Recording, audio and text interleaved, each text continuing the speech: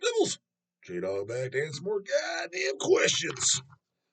With a paid ski list fucking day, but still got some left over from the couple days ago, but spread them out a little bit more. Like, kind of took advice from somebody said it in one of the comments. They liked how it was like couple paid skis and then go into the comments box. Granted, I might there's 3 left. I might knock these out because they seem like they might be a little quicker. And it's already been like 3 days or so since I got these ones. So we'll see. Finish them all or do 1 or 2 if they take too long. Join the comp box or go in the comp box after. We'll see how it goes. But starting with the first one, James Grant, paid question says your friendly sewage ghost would like to know who. I've been seeing the dog wearing a Flames of Hell shirt quite a bit, and now I can see a poster up on the wall.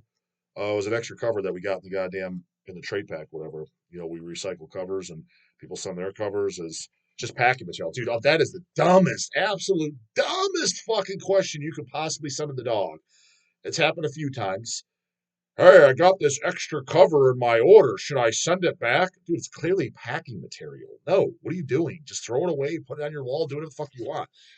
Again, newbie alert, rare, rare, rare, rare. People have been using goddamn extra covers for packing material for forever. They're great for the big boys too. Like either if you're placing a big boy order, or for the trades or wholesales that are 50 pounds plus. The rule is just giving all kinds of goddamn free advice for other labels and shit to fucking steal it.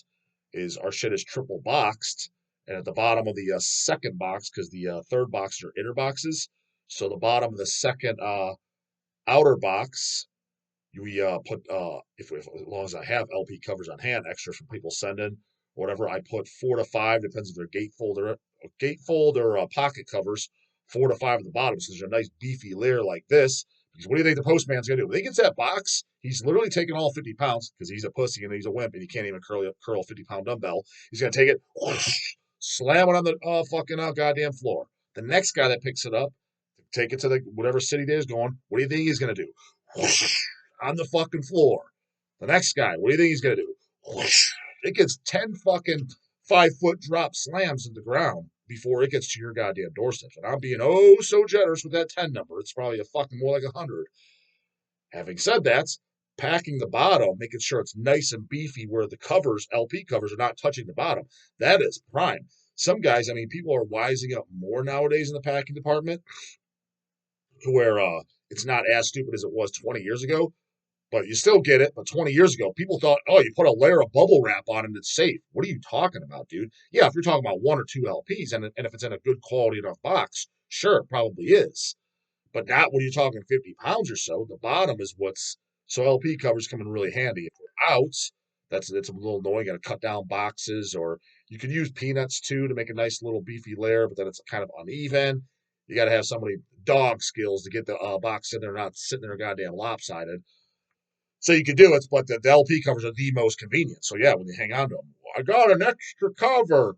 Or what they're good too is like if somebody buys, say 3 LP or just an LP, 1 LP, 2 LPs, 3 LPs, whatever, and they buy like say 3 CDs. Well, instead of putting the CDs directly on top of the LP that they ordered cover, because that's what it's got to sit, and then bubble wrap that together to put in the box, that could potentially leave indentations in the cover that they bought. So easy way, instead of putting a rare bubble wrap, which is bubble wrap ain't cheap, brah, putting there, and it's a little bit more extra long to fucking to pack the order. Seconds count. This is the Mac Daddy's line, brah. So seconds count, and it's another 10 seconds to do another fold over of the bubble wrap. Easy method is just extra LP cover you have, whoosh, slapped on top of the LPs they bought, CDs on top, bubble wrap that together. Hand out all kind of goddamn free packing advice, but you didn't think of that, homeboy, huh? So, but those are usually the guys, and it's only happened like 2, 3, 4 times. Yeah, I'd say probably 2 to 3 times a year. So it's not that many. Yeah, I got this cover. If it doesn't have the record, what the hell? You sent me a record without a cover. Should I send it back? Jesus Christ, man. My inbox is full, and you're asking me dumb shit? Holy fuck. It's got to be your first LP order, homeboy. Anyways, what the fuck do I leave all this goddamn essay poster on the wall? It's an extra cover, goddammit. Does this mean Hell's Headbangers is going to give this album any sort of re-release? No. Dude, the guys in Flames of Hell, Icelandic band, there is no fucking way those guys still listen to metal. They're geezers that are either dead in jail or definitely burnt the fuck out. Hell, I'd be shocked if they still listen to, because let's call it like it is. That album came out, what, 87? So they grew up on Venom, Bathory, I'm assuming, Merciful Fates, Celtic Frost, at best, and this is even at a fucking best stretch. They still listen to those bands. I would be willing to bet money. I think there's 3 guys in the band. None of them listen to metal remotely whatsoever. It's goddamn classic rock, and they're married, have kids, have a white picket fence. They have a 9-to-5 job that they fucking hate. They're listening to goddamn ZZ Top on the goddamn highway driving to fucking work. Miserable as fuck. I would guarantee it's something along those lines, or damn fucking close. And that's nothing against them. That's the majority of the metal scene, dude. The only reason why bands carry on, and I'm even gonna say some fucking names, bands I like too, by the way, is because they got popular. They're making a living off the band. Why do you think most of them hang it up? Where you're like, there's this obscure band, they did 1 album, 2 albums, because there's no money. And they're not doing it no longer for passion. And slightly to their defense, I wouldn't be doing it just all out of passion either. As far as like, I'm going to travel, I'm going to go on the road. You're now 25, 26, pushing 30 years old. It's kind of like, and let's say you're giving, it's all for passion. When are you going to get a job, bro? What are you going to do about retirement? What are you doing about health insurance? How are you managing all this? I don't blame them. I would be the same thing. I'm out. Okay, I started when I was 16. I tried it till I was 25. Gave it a good 9-year run. I'm done. I'm not putting in my own time and money, and basically I'm gonna be a bum on the street without when I'm not on the road. And there's lots of bands that are in that scenario. So when they hang it up, I don't totally blame them. Now I don't, me personally, I wouldn't get out of the music scene. I'd still be in the goddamn tunes and shit, because a lot of them they do. Again, they were just in the fucking band because they thought they were going to be the next Kiss or something, or at the very least partied up and get laid, and they found out that didn't happen, and they ain't getting fucking paid either. So like, fuck this, I'm getting literally nothing out of this, and hang it the goddamn fuck up, and you don't ever see them ever again. There's a lot of those scenarios too. But the scenario of a lot of bands, even the mid-tier bands that are the next step below the Cannibals and shit, and you can use your imagination who I'm talking about.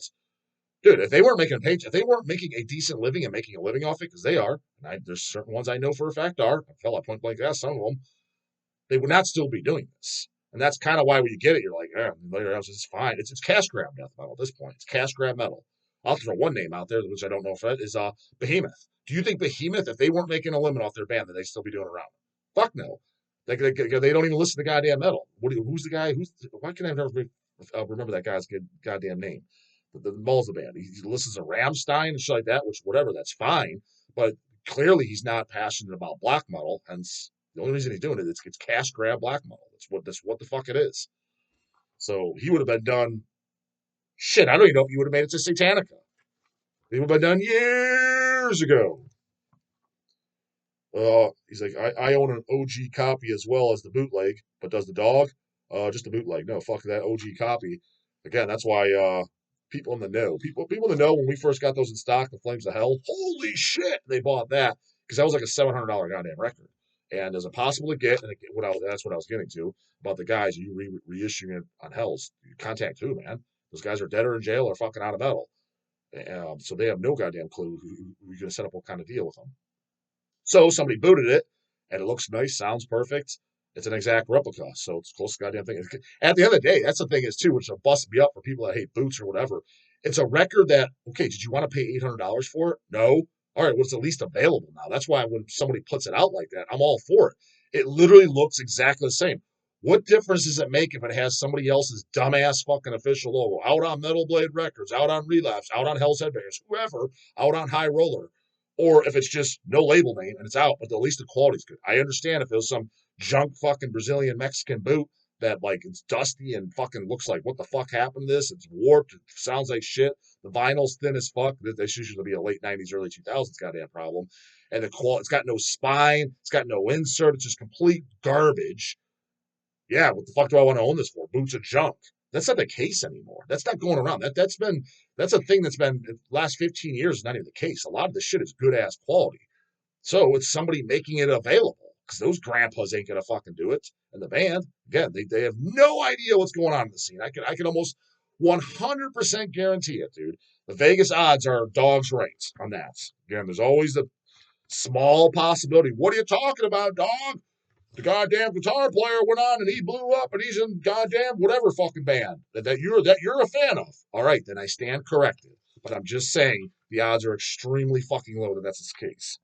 There's always that small possibility. But if Vegas was taking bets, I'd be on what the fuck I just said. We need more of these things out in the wild because that sort of demonic rarity will blow the hat off Pope's heads at 50 at 50 paces and instantly vaporize any poser bozos within a 10-mile radius. I mean, as far as obscurity, now don't be wrong. Am I listening to Flames of Hell with Fist Banging Mania all the time? No, it's in the pile of I like it for what it is, meaning just how obscure it was, how legendary it was for its time. Again, I can't even tell you the last time I played Oath of Black Blood by Behemoth. It's not like something, dude, that's not that much of a jammer. Like, fuck yes, it's picking me up. I feel like going to the gym right now. No, it's evil as fuck sounding, and it has its place, and I do own it. That's where Flames of Hell stands. There's a few things that I do like for that goddamn reason. Nunslaughter, Ronnie Christ demo. I like that for the reasons of what it is. It sounds like shit, but for the time, the vocals are so over the top, even though it's not because Greg Beal was doing anything over the top. It's because that's how the recording sounds. So there wasn't much other than like Putrefaction, Painful Death. You had Carcass, Reek, and Putrefaction. You had a few things with those really fucking holy fuck sounding vocals. That's why I like Nunslaughter, Ronnie Christ demo. But is it, I like it because I'm jamming it like I am Serpents of Lights? No.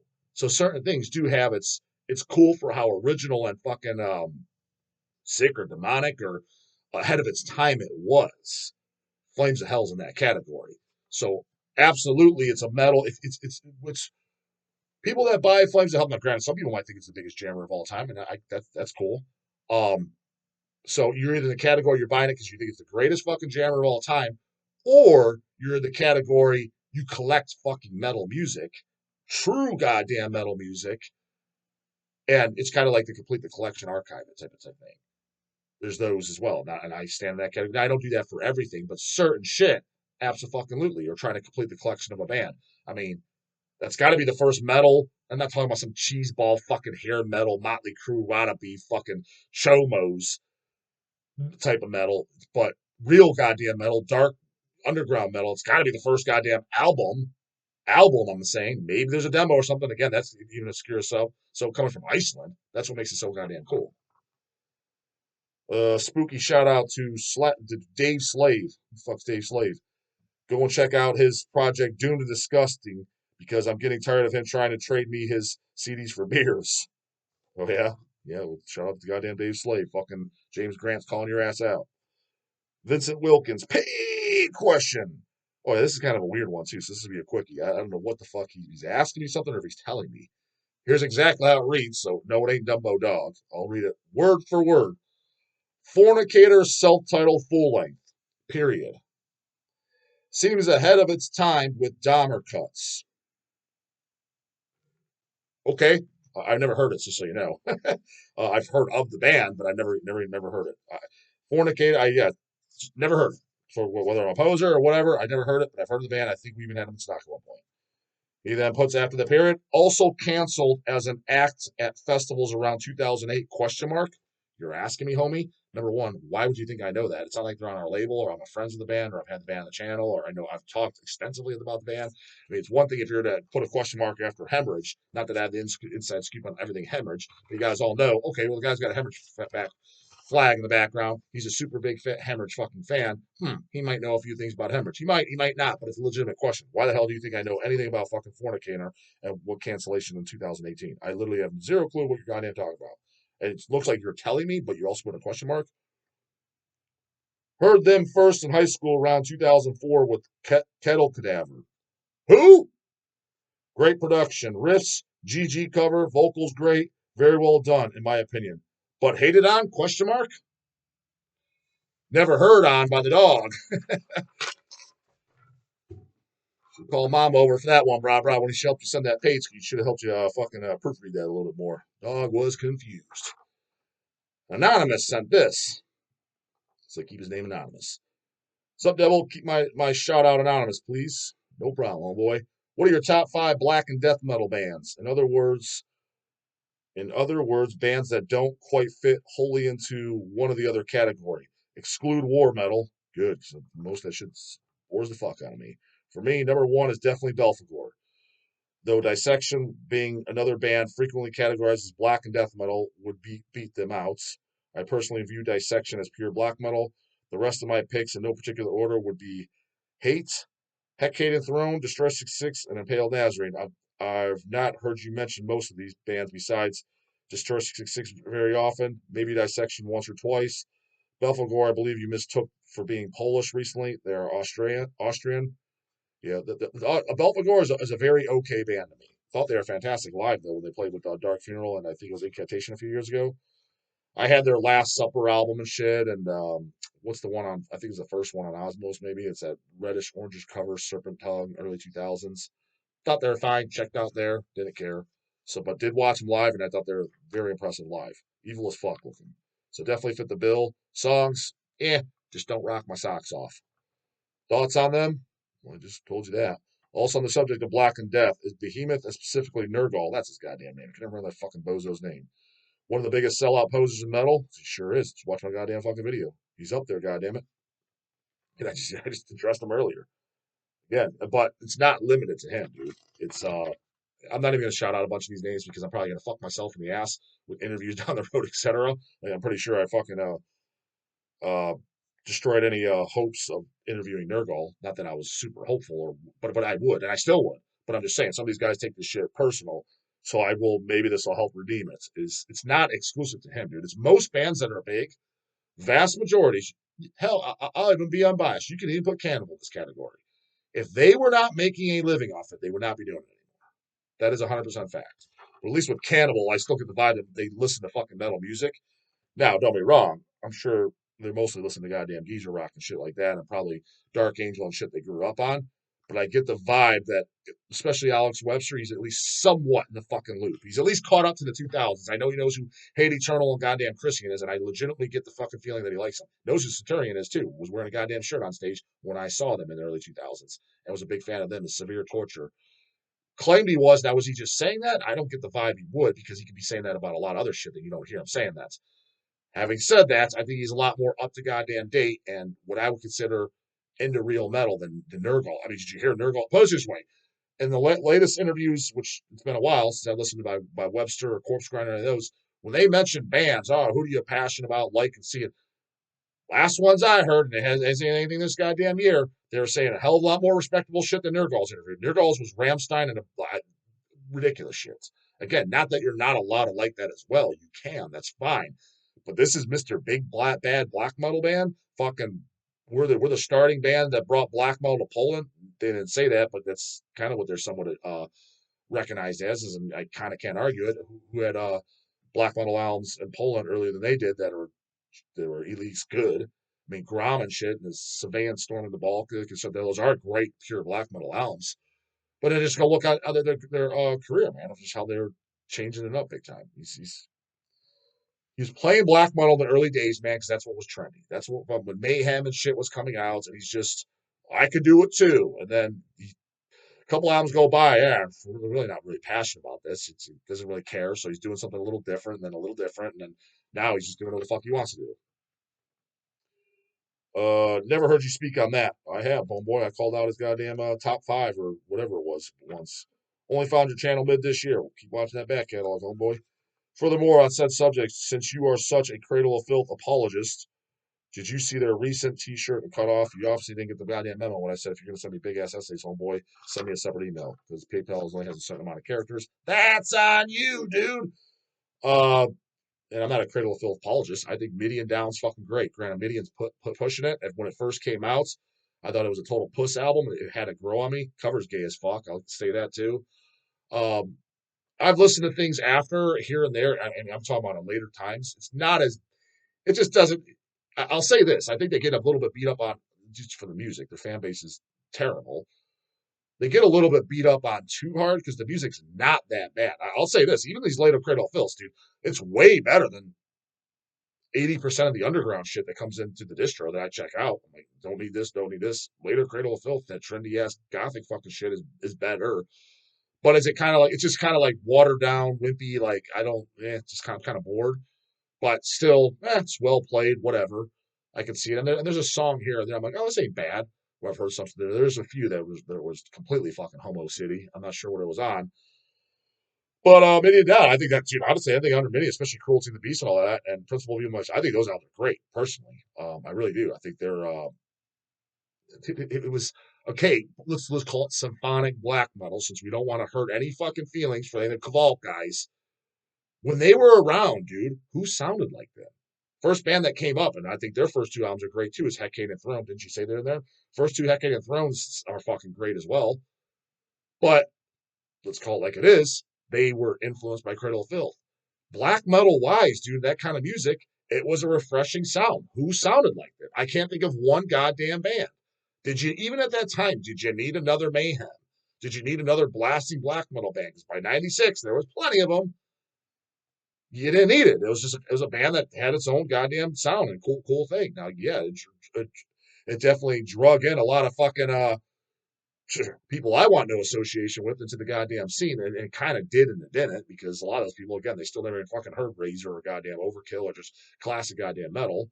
So did it really drag in the scene? It's some of them, I guess. And I guess if they got into more underground shit, then whatever, that was your gateway band, right?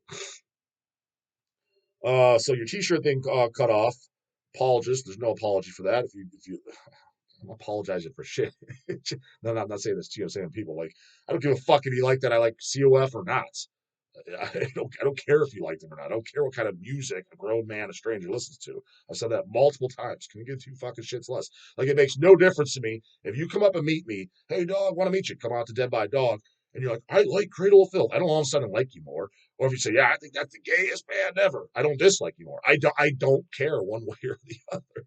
You don't need to tell me if you like them or you don't. I don't give a fuck. I know what I like, and that's all that matters to me. I don't care what someone else has in their player. So to ask you, black and death metal bands, Destroy 66, of course, God Throne. You could throw Dissection in there. Would Beast of Mockery be considered death and black? I guess. You could throw that in there. What the hell do you consider Gospel of the Horns? Is that considered death and black? Since you said Destroy 66, and that's basically their influence. I mean, I'm just going on top of my head. If I look at the goddamn shelves through my collection, I'm sure maybe somebody I'm completely forgetting. But I mean, off the top of my head, I mean, I would say is for sure would be in there. If you count them as Death and Black with Destroy 66 and God Throne, I think those are pretty safe bets. That if I was to give it all the thought in the world and go through my entire collection, that those two would be in there. But maybe others would be kind of pushed out. You can, yeah, Dissection. I know what you're saying. It's kind of black metal, kind of death metal. The demos are more death metal. Again, another goddamn poser band. Started off as a death metal band because in Sweden, death metal was cool, bro. Then went on when he started to become a little bit more of an adult, does his own goddamn thing, which was better. I think the albums Somberlin and Stormlight Bane are better than the demo. But again, why do you think all these bands, Immortal, Dissections, or why do you think they started off as death metal, dude? Why do you think Dark Throne started off as death metal? It's fucking posers. They were literally going by their posing. They're the true definition of posers, man. They were posing off their friends and buddies, their mates, of what kind of music they were putting out at the time. I could do this too. Let me in too. If they were true black and blood, fucking frozen blood, nothing but black is real, gauntlets and everything, they would have been doing black metal from the goddamn gate. If they were the true creators and that's what was in their heart and soul, they would have started off black metal. But it's not, man. It's just fucking trends. And again, that goes for a lot of shit that I like. Dissection being one of them. So I guess that'd be kind of those types. Pale Nazarene. I always consider this straight up black metal band. Last album I like by Pale Nazarene is the one after Absence of War. Whatever's directly after that, I forget it. That's the last one I know and own, and I like it. To be completely honest, I've never even listened to anything after that. I kind of been meaning to. I'm like, why not? I like the last one. You could just tell that they're changing it. It's a much more watered down. The first two albums, there you go. First two Pale Nazarene albums. Those are also albums I like and own, but they're with the Flames of Hell. They're with the Behemoth fucking Oath of Black Blood, to where I like it for what it is. I'm not jamming it that often. It's not that. It's not again. It's not fist banging mania. It's not a fucking let's go fucking goddamn crush a canoe's head and listen to this. Holy fuck! I just want to do some stage diving. It's not that. It's holy shit. That sounds original as fuck for its time. Evil as shit. It's got its place, but it's a bust out once every 7 goddamn years or so. The albums that I actually do think are fist banging mania by Impale Nazarene is actually Absence of War, and Rapture is probably the best goddamn album. And Rapture, the lyrics, especially what makes those goddamn albums great, they're fucking hysterical. Um, Motor Penis is dumb. That Tsunami, whatever album is lame. What else in there? I'm thinking mid, like I said before. Last time I mentioned, I'm trying to blank what the fuck it's called. Before Absence of War, the one after Absence of War, but everything in between there. As to the first two albums, there's a couple lame ass fucking turds in there, and then but yeah, Rapture and pretty much anytime you hear me listen to Impale Nazarene, it's going to be Rapture or Absence of War. And it's funny because, dude, when those albums came out, nobody liked that shit. Yeah, I remember people calling me a poser for saying this. This was early 2000s. Now people like them. Just like, which is kind of cool. But, dude, it reminded me just the same with Carcass Swan Song, dude. There was not one motherfucker on this earth other than goddamn yours fucking truly that liked Swan Song. What are you talking about? I never met him. There wasn't anybody in Cleveland. I can tell you that for goddamn sure. Not anybody I associate with. Not one. But now, comes out on goddamn pink vinyl, appropriate color for it, mind you, on Earache Records. We get them in stock, 50 copies. The first goddamn stocking we did a few years ago literally sells out over a goddamn weekend. I'm like, where do these fucking posers come from? I guarantee if this came out 20 years prior, it'd be sitting on a shelf. Hell shells would have sold one. Well, we would have sold one. It would have been to me. And it would have brushed the goddamn cobwebs off every time you finally did goddamn move one. That's what Pale Nazarene is. But it's, again, a lot of just nothing but goddamn posers. People just posing off each other. What's cool now? What's in? Whatever. I mean, but it's kind of cool to see that the albums that I enjoy getting repressed and sell. So I do like it for that matter. But I'm just laughing. I'm like, where were these idiots fucking 20 years ago? Whatever. Consequences, you know, look at the guy about to get morning. Later, goddamn it.